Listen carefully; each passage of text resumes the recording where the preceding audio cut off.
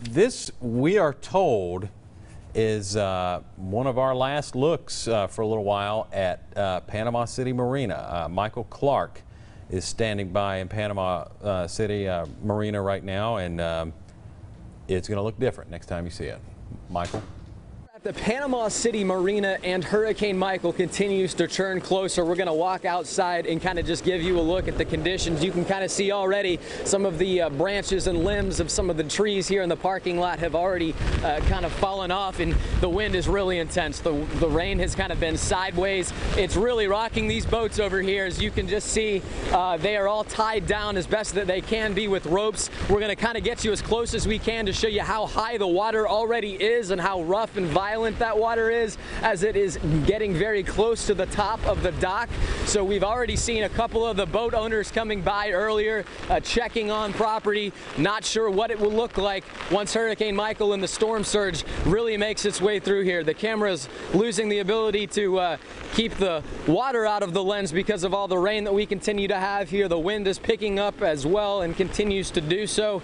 We're gonna at some point have to get out of the elements here. Our stations are going to have to call this for our safety so that we're not in the middle of these elements. The wind speeds have been upwards of 120 to 140 miles an hour reported where the storm is. So we're going to give you one more look out at the wide view of the ocean here. Go ahead if you can show them, Will, just the violent whipping of the waves here. I mean, it's just incredible to see the power of Mother Nature. Obviously, this is nowhere near the potential that we will see once Hurricane Michael has made its way through here. But this is just a glimpse of the power that we're already seeing so far. We'll, of course, be safe throughout the day and bring you any updates as we get them. For now, in Panama City, Michael Clark, back to you. Now, Michael is with WMBB, ABC affiliate, also our Nexstar parent company sister station down in Panama City Beach. If my corporate superiors are watching right now, it says I have a conference call. I'm not going to make that one. You don't think we're so? a little Why tied not? up right now. The alert just went off there. First power outage of the day in Dothan reported as well. Pull up the weather graphics for me, please. We've had Scott zoom in on that. And here we go. Garden District is the first area out. I don't think the whole neighborhood is out, but I do understand like Pine Tree Drive. Some areas have gone down at Englewood, North Englewood, and some streets in that area. Now, here's the question. All right, I presume that they may try to restore your power. They may not at this point because you don't want to put power crews out in harm's way during the storm. So it may just be one of those things where if your power's out now, it's just going to be out through the hurricane as it moves through the Wiregrass. So that's a question, but I would be willing to bet. All right, so if you've got a relative who's called you and says, you know, hey, the power's out over here. We live in the Garden District near Montgomery Highway. Probably tell them to move on. You got time. You got a little bit of time if you want to go somewhere else that you can do that right now. You know, especially if you've got young children. I understand how that can be, sitting 18, 24 hours in the dark with small kids. Not fun. You got a little time. Make a move if you know. But the rain picking up, you can hear it right now. We're going to go over to the Weather Center and get an update. Chief Meteorologist Scott Roberts is heading to the wall as we speak. Scott, what's the latest, sir?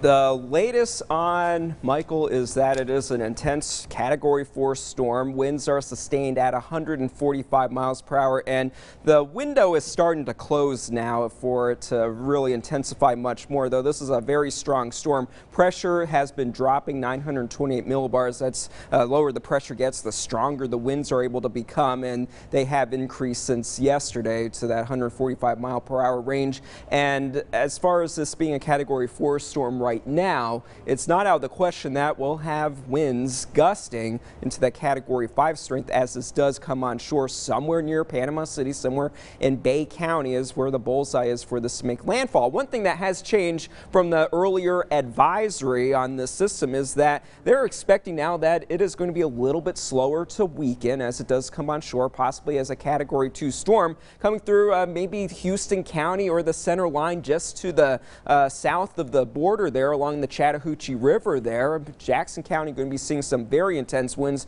with the storm as it does move northward. So even into this evening with that time plot there, 8 o'clock, 100-mile-per-hour sustained winds. Well, actually Eastern time, so 7 o'clock Central time there as this moves through. And that's going to be enough to really create a lot of havoc for us. Considerably weaker than what they will be dealing with down at the coast, but still a very formative storm moving into the area, something that should be taken very seriously. Now, in satellite imagery, our high-resolution infrared satellite shows a very well-defined center of circulation. There's the eye. The strongest winds are going to be right around there in the eye wall. It's going to be starting to get under the influence of the land. You can see heading towards Apalachicola, the way the land protrudes out. That's going to help to slow down the inflow a little bit. So that's why we don't anticipate this to strengthen significantly before it does make landfall later on this morning or even into the early afternoon hours. Basically right around midday is when the strongest winds will be coming on shore. And that's why our Panama City affiliate is bringing their crews in, because conditions there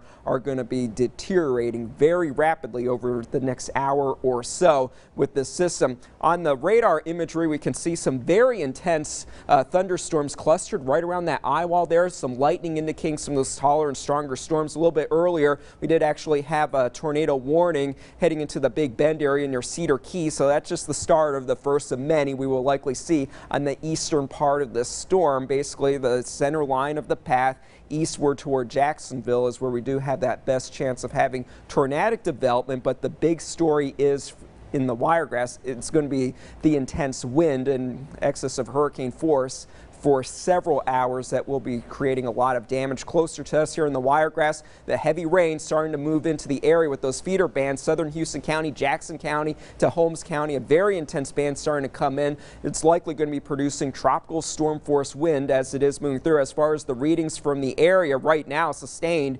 winds east at 24 miles per hour in Marianna.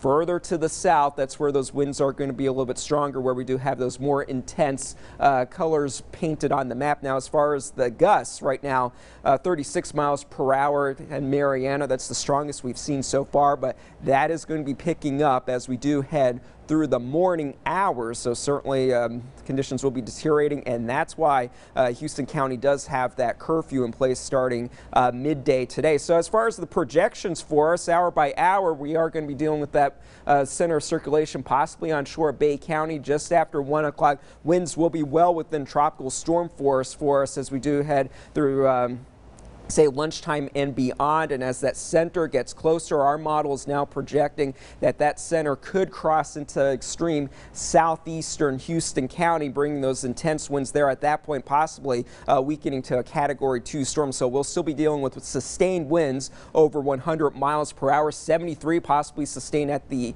airport in Dothan, which of course we know it's a little bit to the north of downtown Dothan itself. So the actual readings in the city will possibly be a little bit higher than that reading. And then as we head into the say 8 o'clock hour and beyond, that center is going to be to our northeast, now maybe taking a little bit more western trek. Before, this model was plotting that center to pass a little bit more to the east of Albany. Now it's going to be to the west. That shows that we will see that more western trek. At least if this model does come to fruition, we could feel the greater impacts from this as far as the winds and heavy rains from this storm as it is moving through. Finally, as we head into the midnight hour and beyond, the storm will start to exit the region. Winds will start to shift out of the northwest and westerly, but still rather breezy as we do head through the day tomorrow. Anything that is damaged, debris could be blowing around with sustained winds in the 30s. Gusts will still be even higher than that. And then as we head into the later morning hours tomorrow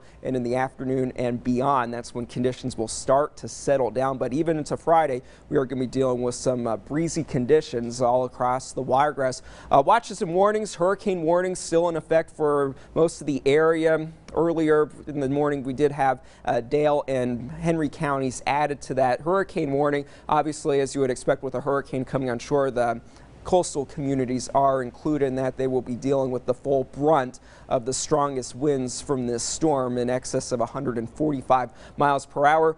Tornado threat, that's mostly to the east, but again, it's the wind that's going to be the main concern for us. Flash flooding is going to be a major concern as well. Projections give us upwards of 8 inches or more of rain localized. A foot or more of rain will be possible. So tomorrow we'll still probably have some standing water in some low-lying spots. So be careful when you are finally getting out and about. Let's drop the banner on this, guys, so we can get a better look at this. This is very important for us to get the timetable here. A major hurricane is going to be moving into the area. Parts of our viewing area, yes, will have Category 3 major hurricane force winds, and that's a little bit more likely now with that stronger projection for us, with those winds still at Category 2 strength by 8 o'clock when that storm is just to our east heading across the border into Georgia. We will have widespread power outages, so be prepared for that. And if you are going to be out tomorrow after cleaning up everything, stay away from down lines because they could still be energized and just down, so they could be detrimental to you if you pick them up and try to touch them or anything. So always assume that power lines are energized. There's that flash flooding threat, and the timing. Yeah, we are starting to see the stronger winds begin to move into our area as far as the tropical storm force winds, but as we do head into the mid-afternoon beyond, that's when the hurricane force winds will start to creep into the area, and some of this is still subject to change because the system could wobble a little bit before making landfall. It could wobble a little bit before it gets to us, and it all depends on how thick of the land masses with the panhandle. If it takes more of a western trek, less land to cross over before it gets to us. If it's just a hair to the west, those winds will be a little bit weaker, and we'll be either way dealing with those strong winds for us. Down at the coast, they're going to be dealing with catastrophic damage. The coast is going to be forever changed by this storm as it comes in with the storm surge with it.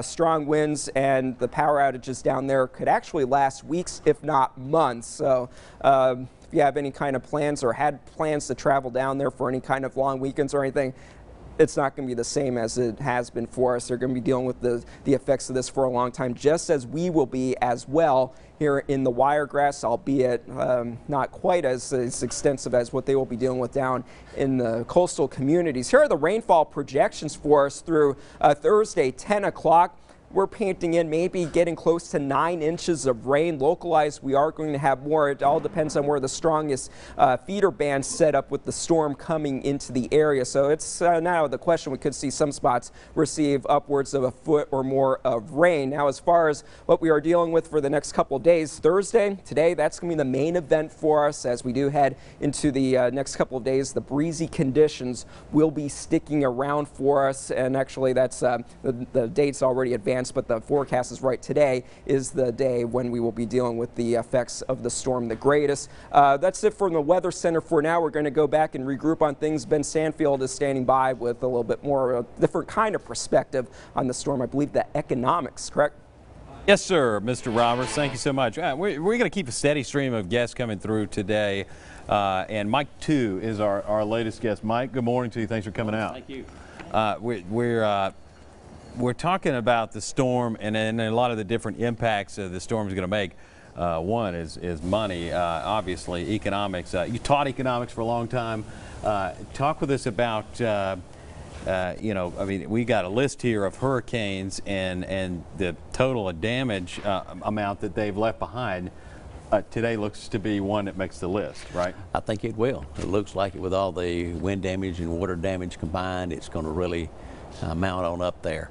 And the way it's coming in, where it's coming in, it's going to be over some highly populated areas like Tallahassee, and you know, it's really going to hit hard. And we've seen these come through, and things have gotten a lot more pricey.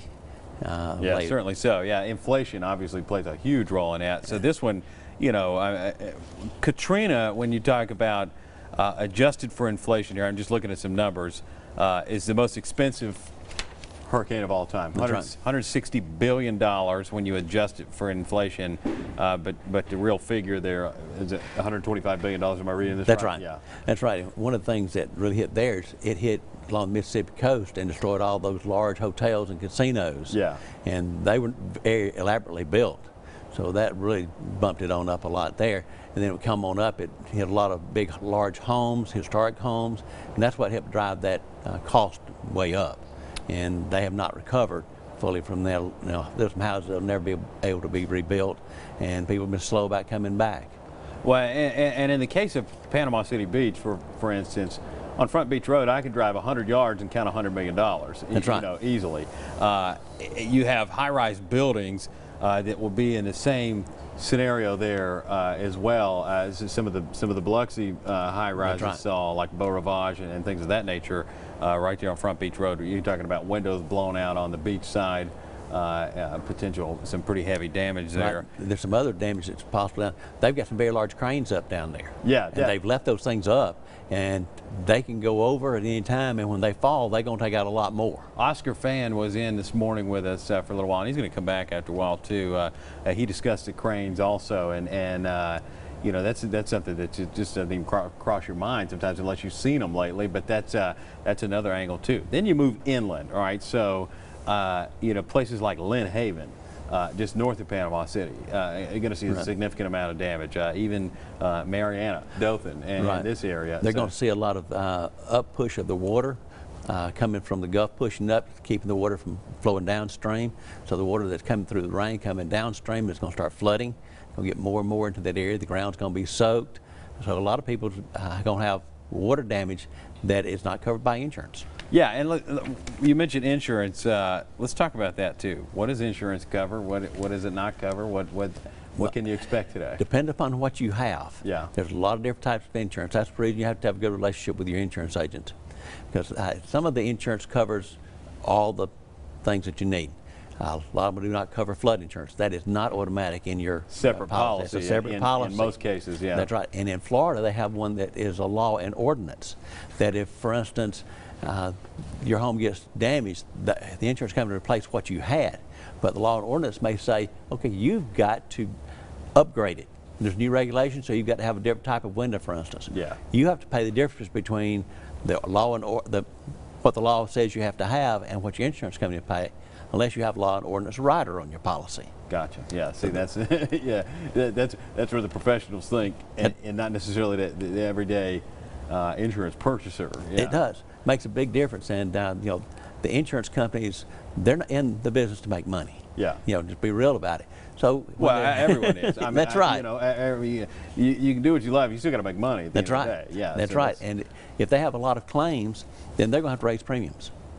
And they're regulated by different regulatory bodies, but as long as they can show that they've had losses, and then they can raise premiums, which affect all of us. Yeah. Getting premiums raised, and when they start paying out a claim here and claim for there, they may even pull out of that state. You know, whenever Florida got hit with a lot of hurricanes and tornadoes, some of the insurance companies pulled completely out of Florida, and they had to go, if you bought a policy in Florida, you had to go to a pool and pay a very high premium. Wow. Well, you know, right now as it stands, we're wishing the best for folks. Let me ask you about this too. A couple of more questions in regards to economics of a storm. The job market tends to change after these. You see a lot of maybe a boom in kind of the cleanup industry and that right. sort of thing. Well, you'll have two pieces to that.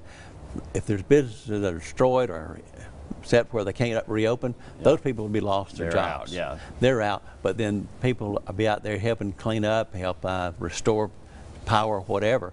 They've got jobs, so the jobs just transfer around, so you really don't have too much of a gain there, except on some high-level jobs where maybe the owners don't have the income coming in. Those kind of things have a big impact. So we hope to see, you know, a lot of the jobs stay strong, but you just never know on this. Price gouging is another thing that happens in situations like this. We know it won't happen here because folks will do the right thing. But the Governor Kay Ivey declared a state of emergency, obviously, yesterday, and it prohibits unconscionable pricing, like you said here, on the items, really anything. Tell me about that, and what's the backstory, I guess, of price gouging there. Yeah, in the history, we've had where, okay, we've got a storm coming in, generator that would cost you $500 went to $1,000. Yeah. Price gouging. And so our state legislature passed a law that said you can't do that. They set a parameter that says if your cost is same thing, you can't just jump it up. You can go up to 24%. When you do 25% or higher of what it's been over the last 30 days average, then you're price gouging, and you can be fined up to $1,000 per instant. So if you sold 2 generators, for instance, that'd be $1,000 per instant. Wow, So okay. you get penalties like that. That's good. It's very good. Stiff penalty Gas for that. is one of the big things that have been gouged in the past. Fuel, propane, those kind of things. Gotcha. So, Necessity stuff there. We appreciate you stopping by. We're going to get things over back to Scott Roberts. Okay. Mike, too, with us, Thank our economic expert here at News 18. And Scott, we're going to go to the Weather Center and check in. We'll get a camera set on you, but go ahead and start talking to us. Yeah, just moments ago from the National Hurricane Center, they made an adjustment to the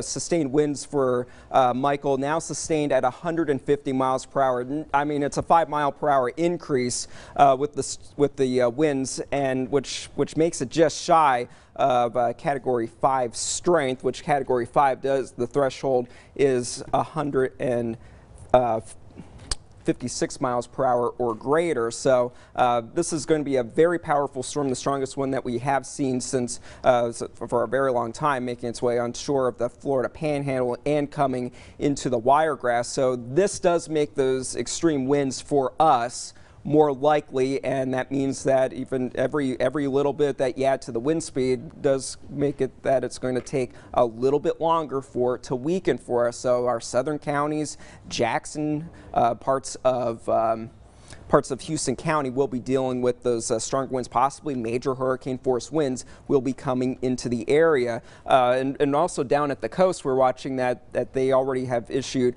extreme wind warnings with this storm, upwards of very shortly, winds in excess of 115 miles per hour expected. No change with the forecast path yet with this. So things should be on track. Maybe with the next advisory, they'll update that with the increase in the wind speeds, but I'm going to say that we're more likely dealing with a more dire situation now. Absolutely, yeah. Now that the really strengthening trends have not really changed much at all, it's done nothing but strengthen ever since the sun has risen this morning. I mean, that is only going to amplify the threat for more damaging wind gusts in and around the Wiregrass later today.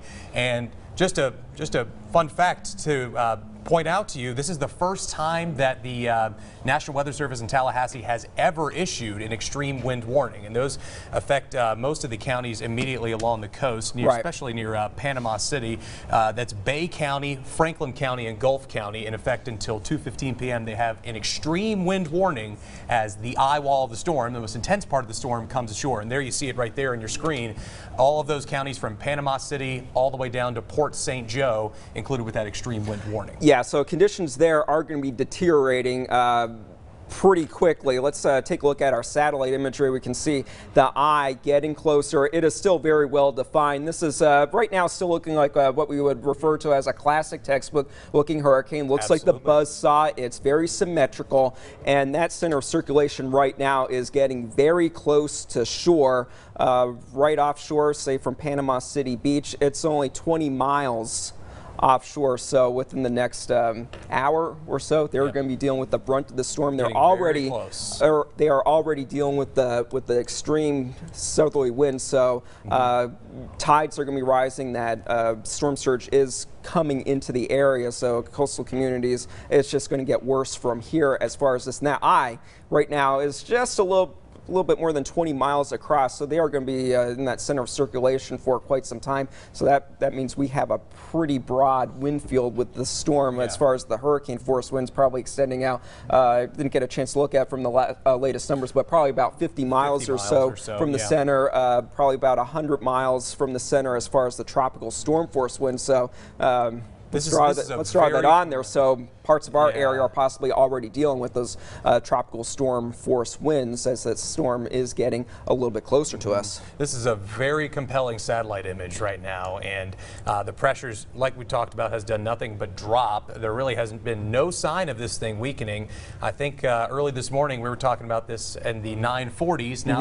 Now it's all the way down to the 920s. So it's dropped about 20 millibars over the course of, I would say less than 12 hours. Yeah, which is very significant. It's always a sign of a very healthy hurricane, a very damaging hurricane, and likely history-making hurricane, changing things down at the coast for the next generation to come. It is not going to look the same next time you go down there, and even parts of our area here in the Wiregrass possibly not looking the same tomorrow afternoon when the sun is up. Yeah, and with an image like this, I mean, it's just going to, it's very alarming because, I mean, the damage is just going to be that much more significant immediately along the coast. I mean, we can still say that this thing is going to be steadily weakening as soon as it moves off the Gulf of Mexico, but I mean, we're still going to be dealing with easily 75, 85 mile per hour winds this afternoon. Yeah, sustained for a prolonged period of time. Yep. You add the rain into the mix, trees are going to tip over pretty easily, branches are going to snap off, so that's why we do expect there to be widespread power outages with this, and already seeing some reports of that, especially a little bit more to the south. That's where we do have that better chance early on of those issues starting to arise for us, so it's just going to be pretty much downhill from here. It's 10:38, probably within the next hour and a half we will start to see tropical storm force winds, if not a little bit sooner, here for us in the Wiregrass. I think we're going to toss it over to Tanya now, who has some updates on some other matters related to Hurricane Michael. Yeah, thanks so much, Scott and Griffin. We have another update coming in just now. The Harbor Church, the shelter downtown at the corner of Burdashaw and Foster, I've been told, is we know that we don't have a shot. We're planning to go live later in the broadcast, but I wanted to mention that they are full at this point. Okay. So they're directing people to the other Cornerstone Church. Now, I don't know specifically how many beds they have available there. If somebody would please let us know, that would be certainly appreciated. But I just wanted to reiterate that the Harbor Church downtown no longer has spaces available. A lot of these places, just keep in mind, you know, where they're providing evacuation shelters, they're asking you to please bring your blankets and pillows if you do come. Just wanted to remind people of that. Also, Mary Barnes has written in to us. She wanted to know, is there places accepting pets? So I just wanted to remind people that we do know of a couple of places for sure in the area, one of which is Delville Cultural Center. Of course, stating the obvious, what you might expect, you have to have your animals on a leash or bring them in a cage, or kenneled rather. And then also I know of a place, the Ozark Civic Center is accepting pets. Now, if you know of other places that are taking pets, please let us know, but I do know right off the top of my head those two places are accepting pets as well. And one other thing we mentioned during when we had it down with the EMA with Chris Etheridge, he said there's a mandatory curfew today. Starting at noon. But Rural King, we wanted to add that. That's a place that you can get generators as well, a little over $800. Yeah. But of course, you don't have much time to do that. We're giving those locations out. Sears Hometown, Camping World, Home Depot, and now Rural King added to the list of places that if you need a generator, you still got time to go and get those. Guys, we have the Lynn Haven area. We got some video from down that way that we can show you, and we'll take a minute to get you just a second. A couple of shots from Lynn Haven. We're waiting on a couple of our live hits there. This is one of the parks in Lynn Haven. That's a lot of water. They're coming up.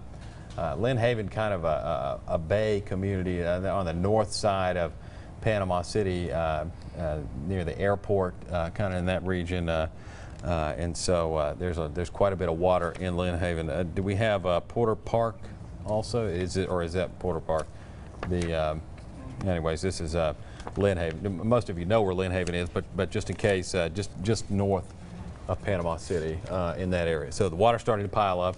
It's going to continue to do that. I'm going to tell you one of the quicker places to flood in Dothan, right in the downtown area, you know, where the old Mercedes dealership was for many, many years, and really down the Main Street corridor. Downtown Dothan will hold some water for quite some time, and it's quite impressive how much water can sit on the roadways down there, especially when you get it sustained raining like we're getting right now, and it is picking up quite a bit. Oh yeah, you can definitely. Do we have one of our shots ready now? Can we go and talk to Mike Gerspan or Courtney Chandler on the west side of town. They're set up at our Visit Dothan Bureau today, the Dothan Convention and Visitors Bureau on the west side of town. We'll call it Visit Dothan, and that's where they'll be for the rest of the day. Of course, when the storm really ramps up, they're going to get inside there and hang out. I think we got that shot ready. Let's go. Let's check in with Mike and Courtney right now, see what the latest is on the west side.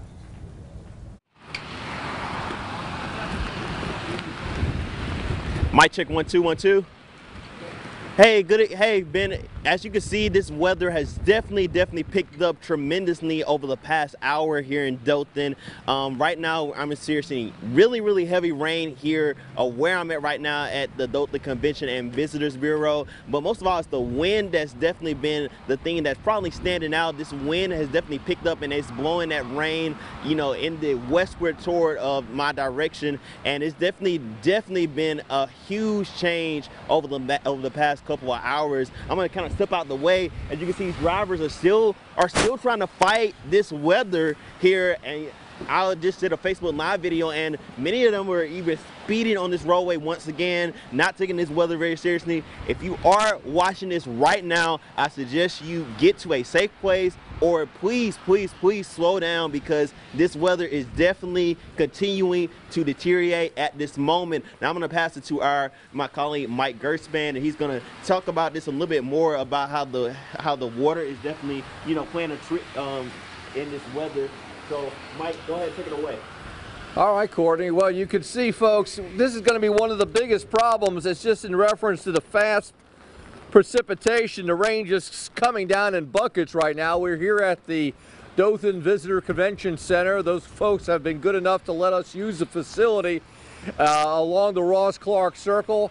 In fact, we can look at some of the flags that are just flying right now, and this kind of just gives you an indication of how the winds within just the last 15 minutes have really picked up here along the west end of the Ross Clark Circle, guys. I imagine we're still several hours away from landfall, but the storm is picking up tremendously at this point. All right, and we will, at this point, let's give it back to you guys there in our studios, and we'll be looking for some more inclement conditions as the afternoon progresses. See you in just a few. All right, Mike and Courtney, thank you so much. Out in it right now, in the rain, and doing a great job for us. We certainly appreciate that. Sarah Drake and Donna Williams are at Houston County EMA office. We'll check in with them coming up. Tiffany McGrath is coming in on one of our later shifts today. She and Dustin Gilley on our staff will work the Enterprise side and come in with the storm. Now, with the storm going an eastern path, northeastern path, we did not put anyone really on the, pardon me for doing that, I'm sorry, my nose was itching. That's not allowed. On the eastern side of the storm. We felt it be unsafe to take that direction. So we are covering the western side, and then as the storm moves, we will really converge across the map. So there's a little bit of our strategy as to what we are planning for today. Rain really picking up here at our headquarters right now. A question that a viewer sent in to us, is there transportation to shelters for those who do not have it? I don't know of any. The correct phone call is to 211 for that. We obviously are not 100% sure. It is limited, I can tell you that, but the correct phone call there is to 211. And they're 24/7 available, manned, to answer any questions, more specific questions that maybe we here have not been told or can't answer. You can always dial them as a good backup. And we've been here, how many hours going on? We are in hour 7. We've been here 7 since, now. 7. So we wall-to-wall coverage live, and we appreciate just a couple of viewers, Judy Karn, Dothan, and Jeff Spurlock, thanking us for the coverage since 4:30 a.m. this morning, and we just want to thank you because you know, here we consider ourselves a family at WDHN, and we care about your family and keeping you safe too. So, and as we've said, you know, we depend on y'all to let us know, because we don't have all the answers, but if we haven't addressed something that you would like to know about, please let us know, news@WDHN.com, or you can leave us a message on our Facebook page as well. Okay, so this was a question we had earlier.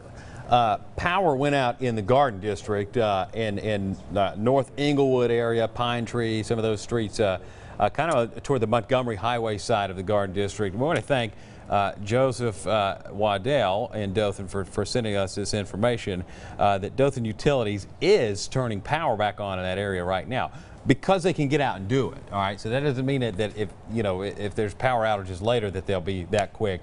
This is one of those situations where it's down, they can get to it, they can fix it right now, and we'll restore it. So so that's good news, because those folks would have gone a long time. Likely could have gone well into the storm before losing power potentially, and so a nice opportunity to finish ironing your shirt or whatever you were doing, that never comes on a schedule, the power outage. The questions are rolling in. We are, of course, taking your questions, and anytime Scott wants the camera back, he'll just wave at us, but for now, we'll just continue to roll through. Okay, I think he's ready, but so we'll let him prep upstairs for a moment. Is there a shelter in Henry County? That is on our, I can't answer that right off the top of my head. I'm sure that there is at this point, as several of them are popping up as we've progressed here, but we don't have notification of that just of yet. So if you know of some shelter that is available in Henry County, please let us know so that we can properly communicate that to the community. Yeah, so let's talk about that for a second. Let's answer the questions together too. All right, so if we relay a question and say that we don't quite have the answer to it, shoot us a Facebook message. It comes right to my cell phone or an email, and I will read it to you right here. So the question is there a shelter in Henry County? I'm sure there is.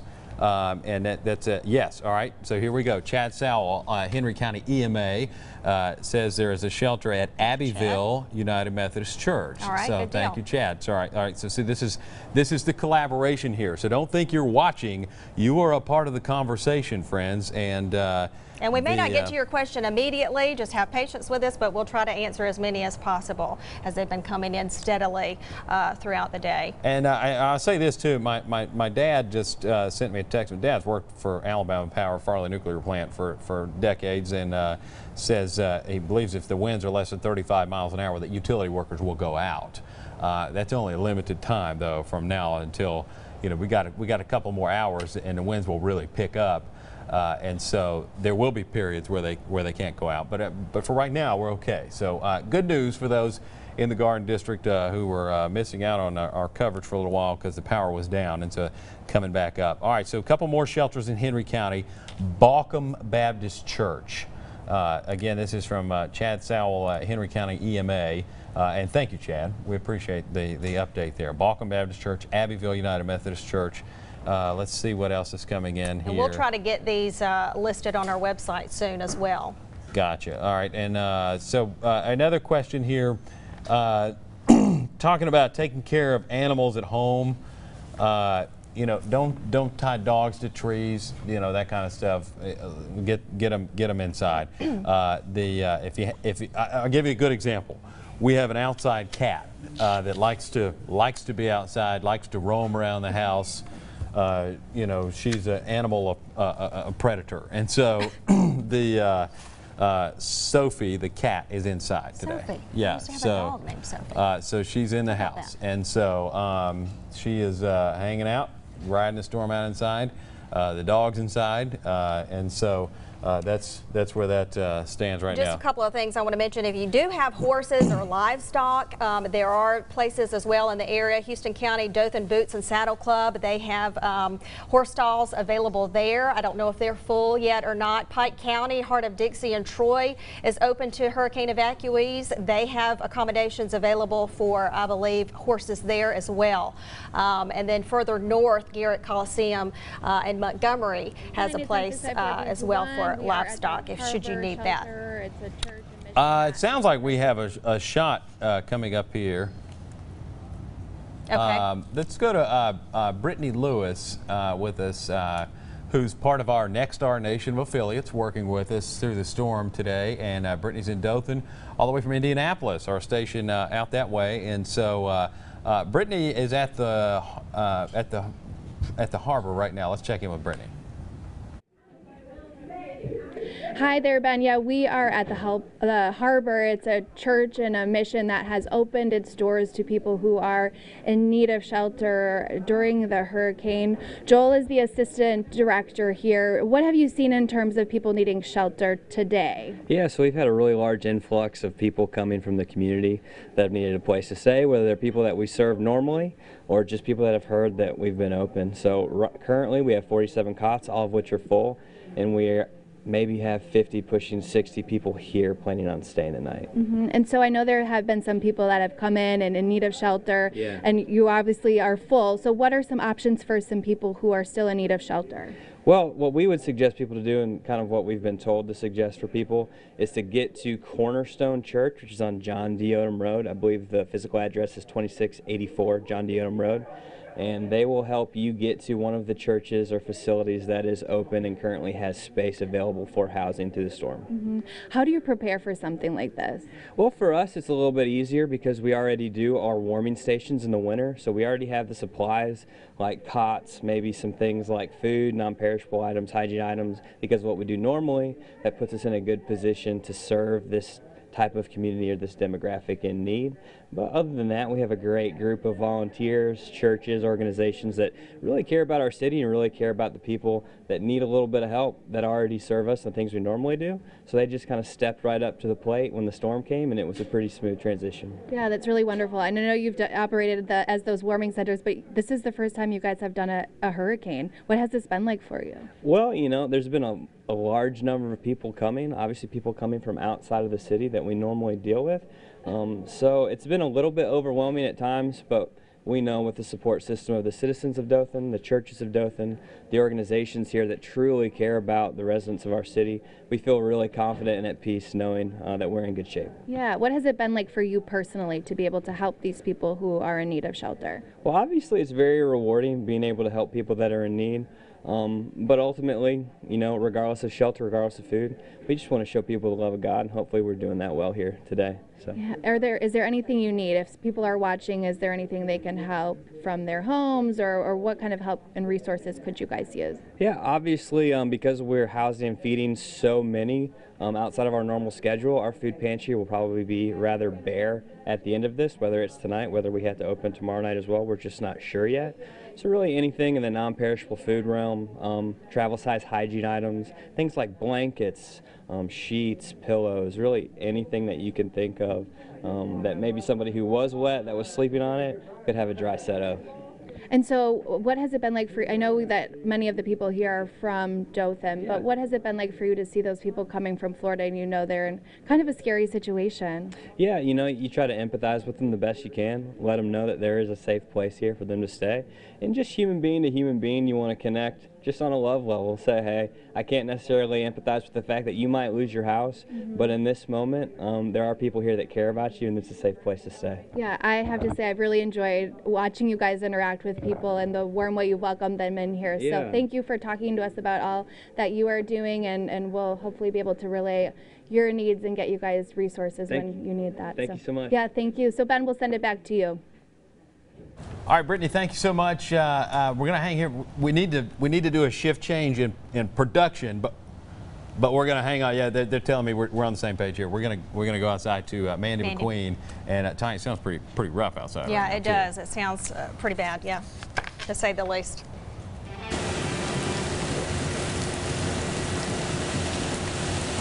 Hey guys, I am outside just in our backyard here at Webb, Alabama at the station, and things are already getting to pick up. As you can see, the rain is coming down, the wind's starting to pick up as well for us blowing out here. Of course, I still see cars on the roadway, so people still out there, so be very, very careful because things are beginning to escalate pretty quickly out here. As you can see, the rain coming down harder, and like I said, getting a little bit more breezy as well. And I just saw a UPS truck, so for that answer, I know some people asked earlier if UPS was running or not. UPS truck was actually just at the station, but remember, there's a curfew around noon, I believe, and so that's a curfew for people to stay off of the roadway. Somebody also just asked us on Facebook, does that mean I can't be on the roadway? So yeah, that's the best idea, is to stay off these roadways, especially as this rain continues to come on down just steadily throughout the morning and the early afternoon hours. You can also see, well, you probably can't see the ground around me, but I'm standing on very saturated ground as well, so that's going to help help those trees blow over pretty easily as well once we start to get some of these winds picking up even more throughout our afternoon. So as you see right now, conditions already picking up, and it's just going to continue to get worse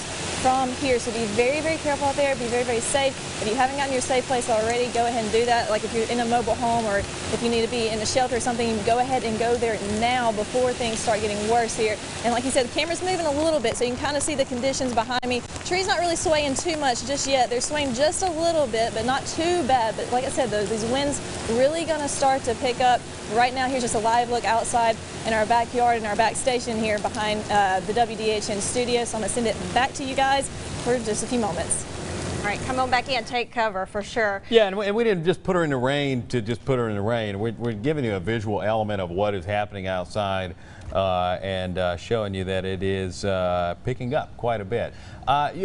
We're gonna kind of hit the reset button here. 10:58 on the clock. We'll take a break and come back. We got some shift change going on behind the scenes. That ain't us, so we're here. So we're going to be here for a long time. And I want to take a second, too, to thank our parent company, Nexstar Broadcasting. A lot of you have mentioned and noticed that they have sent quite a bit of extra help to us during this storm coverage. Yeah, we thoroughly appreciate it. It is very much appreciated and very much noticed in our market, too, by you based on the messages that we're getting. And so our commitment to excellence in situations like this, not just every day, but especially situations like this too, is very strong. And so we're here. You're part of our family.